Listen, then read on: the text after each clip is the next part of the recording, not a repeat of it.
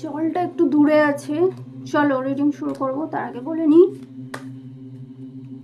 করছি সবাই ভালো আছে, সুস্থ আছে। আগের টিপসগুলো দেখেছো, আগের ভিডিওগুলো দেখেছো। আগের ভিডিওগুলো দেখলে তাহলে এপিসোডগুলো পরপর বুঝতে পারবে। যেখানে আমার লিঙ্ক দেওয়া থাকে ডেসক্রিপশনে, একটার সাথে একটা কানেক্টেড থাকে, সেটা চেক করে নেবে, তাহলে আরো ভালো বুঝতে পারবে। চলো দেখে নিই।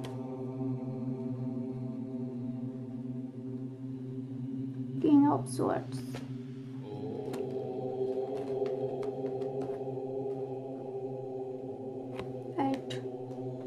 কিং সোয়ার্ডসের পর 8 এসছে। আচ্ছা, hanged man and death. Negativity তো আসছে, বারবারই আসছে। চলো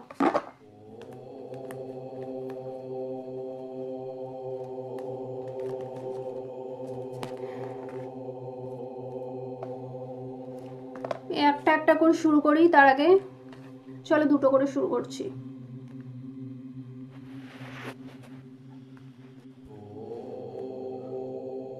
তার আগে আমার জলের বোতলটা নিয়ে আস। তোমাদের যে পাইলস দিলাম বা যেটা দিয়েছি, 4টে দিয়েছি। 1 2 3টে 4টে। আজকে 4টে পাইলস দিলাম, 4টে দিয়েছি। কি কি চুজ করেছি? 4 নম্বরে ছিল এটা, 3 নম্বরে ছিল, আচ্ছা দাঁড়াও, 3-এ ছিল এটা, 2 1, এত যথেষ্ট আছে। এটা মাটির, এটা কিন্তু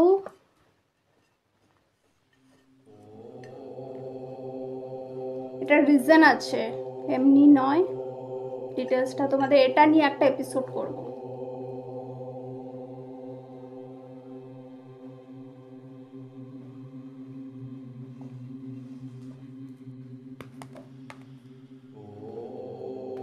বিপদে ফেলেছিল, ভুল বুঝতে পারলেও ভাবছি তুমি তো একটা ছিলে, ওই যে হয় না সোনার হাঁস, ডিম পাড়া সোনার হাঁস, যে প্রতিদিন এমনি এমনি ডিম পেড়ে দেবে, আর তাকে যত অত্যাচার করো সে সন্ধ্যাবেলা ঠিক ঘরে ফিরে চলে আসবে। তুমি হয়তো ফিরছো না বা নিজের দিকে মন দিচ্ছ আস্তে আস্তে, সেটার জন্য এনার্জিটা কম পাচ্ছে, যার জন্য থার্ড পার্টির থেকেও নিজের এনার্জি কমিয়ে নিচ্ছে, কিন্তু আবার কিন্তু বিপদে ফেলবে। বিপদের কার্ড কিন্তু বারবার আসে। আমি লাস্টের দিক থেকে শুরু করলাম, যে 4টে এসেছিলো তার মধ্যে এটা লাস্ট এসেছিলো।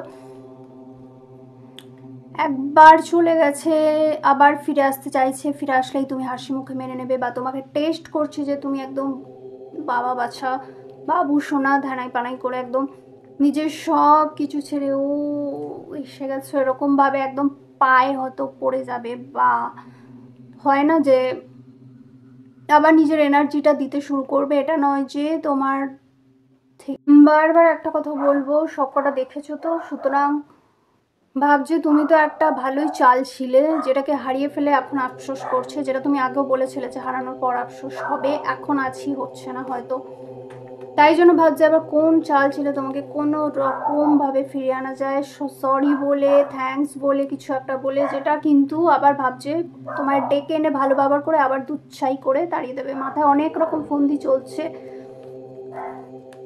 এখন হ্যাং হয়ে আছে বলে তোমাকে দেখাচ্ছে যে আমি তোমার জন্য ভগবান, তুমি কিছুই নয়, তোমাকে সব কিছু আমি, তোমার থেকে এনার্জি নিয়ে দেখাচ্ছে তো উল্টে যে তোমাকে এনার্জি দিচ্ছে, তোমার জন্য করছে, আদৌ কিচ্ছু না, সবটা নিজের জন্যই করছে, নিজের থার্ড পার্টি নিজের গুছাচ্ছে। এরকম মানুষগুলো কি বলতো, করিশ্মার বর যে আছে সঞ্জয় কাপুর, মানে বিলিনিয়ার লিস্ট নাম, অ্যালন মাস্কের সঙ্গে নাম, 10 বিবিয়া 10 গার্লফ্রেন্ড, ভগবান ঠিক শাস্তি দেবেই, যেরকম ভাবে দেওয়া যায় ভগবান দেবেই।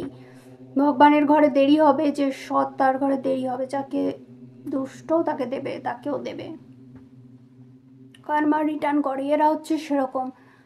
ভাবছে তোমাকে মানে গালিও ইউজ করছে, তোমার পিছনে গালিও ইউজ করছে যে এরকম তো ছিল, ভালোই ছিল, একটা মোহরা ছিল, যে মোহরাটা চলে যেতে আমার শক্তিটা কম পড়ছে, আমার জিনিসগুলো কম পড়ছে, তাড়িয়ে না দিলেই ভালো করতাম, বা তোমার সাথে এমন ব্যবহার না করে তোমাকে কিভাবে টর্চার করা যায় ভালোভাবে রেখে আবার তার উপর টর্চার করে, দুটো ভাবে কিভাবে ধানাই পানাই করে তোমার থেকে জিনিসগুলো, তোমার সৌভাগ্য, তোমার শক্তি, তোমার সম্পত্তি, তোমার উন্নতি সব কিছু নিয়ে নিজের করে নেওয়া যায় এবং তারপর একটা থার্ড পার্টির সঙ্গে নিজের কাজ গুছাবো। এরকম মেন্টালিটি মানুষের কি করে যে আসে, কি করে আমি সেটাই ভাবতে পারি না। এইরকম মানুষজন, এদের ফ্যামিলি কীরকম হয় আমি সেটাই ভাবছি, ফ্যামিলির লোক কীরকম ধরনের শিক্ষা দিয়েছে আমি সেটাই ভাবছি।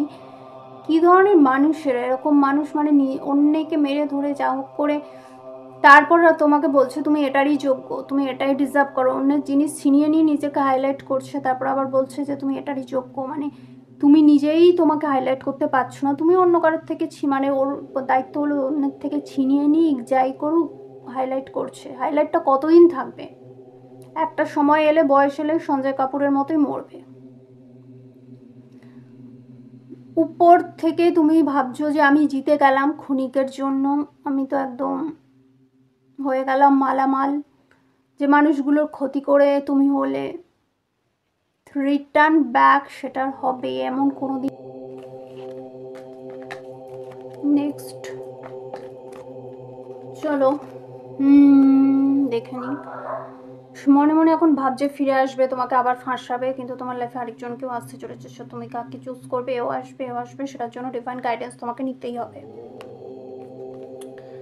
সেটার জন্য ডিভাইনের সাহায্য চাও। হতে পারে তোমার কাজ কর্ম দেখে অন্য কেউ এগিয়ে আসছে, অন্য কেউ কর্মক্ষেত্রে পেয়েই যাবে, কারণ এরা ভাবছে যে তো যা ব্যবহার করেছে তোমার সাথে তো গেল, পাঙ্গা নিয়েছে গেল, তুমি যদি নিজের জায়গায় এড়ে থাকো সেরকম এড়ে থাকো, কারণ আবার যদি আসে আরও বেশি করে স্পয়েল করবে, আরও বেশি করে ড্যামেজ করবে, যাতে তুমি সারাক্ষণ তার কথাই ভাবতে থাকো, সেই জায়গাটা থেকে উঠতে না পারো। ইনার ওয়ার্কটা করতেই হবে, মেডিটেশনটা করতেই হবে। কে কীরকম কী বলতে চাইছে সেটা তোমাকে, তুমি যদি না বুঝতে পারো, কারণ তোমার উপর কনফিউশন স্পেল যে হয় না সেটা করছে, কনফিউশন স্পেল করে তোমার বেশি কনফিউজ করতে আছে। কারণ তুমি যদি সেরকম কেউ হয় যে শিক্ষিত, ওভার কনফিডেন্স, প্রত্যেকটা বিষয়ে